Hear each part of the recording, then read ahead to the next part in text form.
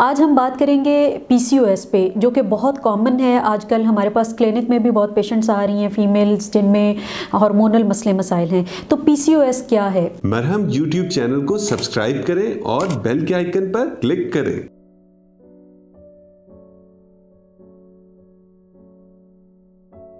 अस्सलाम वालेकुम, मेरा नाम डॉक्टर सुमैया शब्बीर है। मैं फ़ेलो हूँ college of physicians and surgeons Pakistan की, और आजकल मैं म्यो हॉस्पिटल लाहौर में एज अ कंसल्टेंट फ़िज़िशियन काम कर रही हूँ, और शाम के टाइम मैं कैवलरी हॉस्पिटल में as a physician and diabetologist काम कर रही हूँ।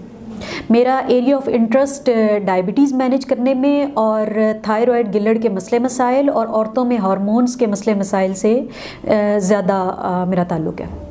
आज हम बात करेंगे PCOS पे, जो कि बहुत कॉमन है आजकल। हमारे पास क्लिनिक में भी बहुत पेशेंट्स आ रही हैं फीमेल्स जिनमें हार्मोनल मसले मसाइल हैं। तो PCOS क्या है? PCOS बेसिकली हार्मोनल डिसऑर्डर है, औरतों का बच्चा पैदा करने की रिप्रोडक्टिव एज का डिसऑर्डर है, यानी जिस एज में औरतें इस काबिल होती हैं कि वो बच्चे पैदा कर सकें। तो इसमें क्या होता है कि हमारी ओवरीज़ में, फीमेल्स की ओवरीज़ में सिस्ट जो है वो छोटी छोटी बनना शुरू हो जाती हैं। बेसिकली इसके नाम से ये ज़ाहिर होता है कि जैसे ओवरीज़ में सिस्ट होंगी, लेकिन ये ज़रूरी नहीं है, ये मिसलीडिंग है। तो इसमें हार्मोनल इम्बैलेंस की वजह से हमारी ओवरीज़ अंडा जो है वो एग प्रोड्यूस रिलीज़ करने के काबिल नहीं रहती। और इसकी काजेज़ क्या हैं, वजूहात क्या हैं, वो अभी बिल्कुल सामने नहीं आई, लेकिन समझा यही जाता है कि इसमें फैमिली हिस्ट्री काउंट करती है। जैसे कि एक फ़ीमेल है, उसकी मदर को या उसकी बहनों में से किसी को अगर PCOS था तो उसमें PCOS का रिस्क बढ़ जाएगा, या डायबिटीज़ का रिस्क फैमिली में हो, उन पेशेंट्स में PCOS का रिस्क बढ़ जाता है।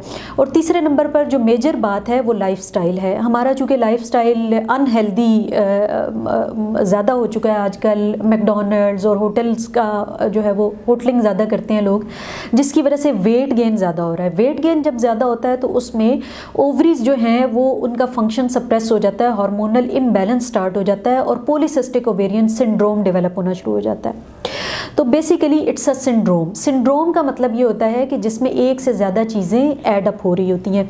फॉर एग्जांपल PCOS में क्या होता है, हमारे पास पेशेंट्स उन किन अलामात के साथ आते हैं और उनमें फ़र्दर हम क्या क्या वर्कअप करते हैं।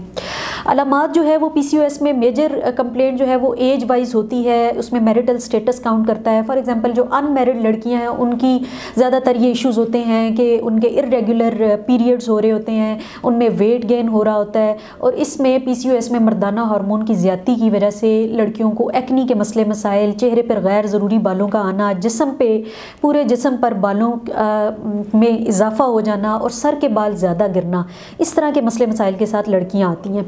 और जो शादीशुदा ख़वातीन होती हैं उनमें ये मसले मसाइल के अलावा उनको फर्टिलिटी इश्यूज़ हो सकते हैं, बिकॉज़ जैसा कि मैंने पहले आपको बताया कि इसमें ओवरीज जो है उनमें एग रिलीज़ होना वो डिफ़िकल्ट हो जाता है। जब एग रिलीज़ नहीं होगा तो फिर प्रेगनेंसी में डिफ़िकल्टीज़ आएंगी। तो मैरिड वुमेन जो हैं वो ज़्यादातर हमारे पास फर्टिलिटी इश्यूज़ के साथ आती हैं। तो उस लिहाज से अपनी एज के लिहाज से और जो है वो मैरिटल स्टेटस के लिहाज से सिम्टम्स के साथ पेशेंट्स प्रेजेंट करते हैं, तो उसमें फिर हम वर्कअप करवाते हैं। तो सिंड्रोम, जैसा कि मैंने पहले बात की, सिंड्रोम का मतलब ये है कि इसमें एक तो पेशेंट का जो है फर्टिलिटी इश्यूज़ आते हैं, दूसरा वेट गेन होने की वजह से इंसुलिन रेजिस्टेंस आती है। इंसुलिन रेजिस्टेंस का मतलब ये होता है कि हमारे जिस्म में लबलबा जो इंसुलिन पैदा करता है, वो इंसुलिन पैदा तो ठीक कर रहा होता है, लेकिन वो हमारे जिस्म पर असरअंदाज नहीं हो रही होती, इफ़ेक्टिवली काम नहीं कर रही होती, ग्लूकोज को जो है वो हमारे जिस्म के साथ जूद हज़म नहीं बना रही होती। तो हमारे जिस्म में इंसुलिन की के लेवल्स भी बढ़ रहे होते हैं और शुगर भी बढ़ रही होती है। तो इस तरह पेशेंट टाइप 2 डायबिटीज़ की तरफ जाना शुरू हो जाता है।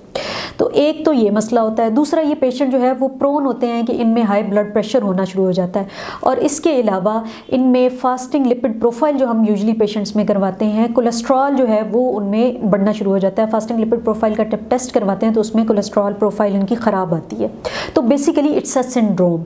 इसमें 3-4 चीज़ें आ रही होती हैं। तो हमारे पास पेशेंट जिन अलामात के साथ आता है, उसमें चाहे वेट गेन हो, चाहे टाइप 2 डायबिटीज़ हो, चाहे बालों का आना, एक्नी के मसले मसाइल हों, और चाहे फर्टिलिटी इश्यूज़ हों, तो उसमें हम अंदर से पेशेंट का बाकी वर्कअप भी करवाते हैं, उसका कोलेस्ट्रॉल भी देखते हैं, उसका ब्लड प्रेशर भी मॉनिटर करते हैं और उसकी डायबिटीज़ का स्टेटस भी देखते हैं। तो ये सारा वर्कअप करने के बाद फिर उसका ट्रीटमेंट किया जाता है। जो बेसिक इसमें जो है वो कल्प्रिट हार्मोन्स हैं, मैं कहूँगी वो दो हैं, जो कि इंसुलिन है और दूसरा एंड्रोजन्स है। एंड्रोजन्स का मतलब होता है मर्दाना हार्मोन, जो कि औरतों में इतने डिज़ायरेबल ज़्यादा हो जाते हैं। औरतों में मर्दाना हार्मोन अल्लाह ताला की तरफ से पैदा होते हैं, लेकिन बहुत कम मिकदार में होती है, लेकिन इस हार्मोनल डिसऑर्डर में उनकी लेवल्स बढ़ जाते हैं।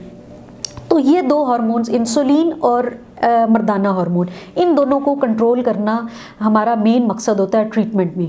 और इसके साथ पेशेंट की सारे के सारा वो सिंड्रोम जो है, उसकी सारी अलामात बेहतर होना शुरू हो जाती हैं। ब्लड शुगर भी इम्प्रूव होना शुरू हो जाती है, और ओवरीज जो है उनका एग रिलीज़ करने की सलाहियत भी बेहतर हो जाती है, फर्टिलिटी इश्यूज़ भी बेहतर हो जाते हैं। और साथ में हम गायनोकोलॉजिस्ट की मदद लेते हैं, उनको ऑन बोर्ड लेते हैं, और फिर पेशेंट को हम उसकी अलामात और उसके कंसर्न्स को एड्रेस करने में हेल्प करते हैं। सो नाज़रीन, PCOS या डायबिटीज़ से रिलेटेड या हार्मोनल मसले मसाइल से रिलेटेड आपने मुझसे कंसल्ट करना हो तो आप मरहम के प्लेटफॉर्म के थ्रू मुझसे अपॉइंटमेंट बुक करवा सकते हैं। मरहम YouTube चैनल को सब्सक्राइब करें और बेल के आइकन पर क्लिक करें।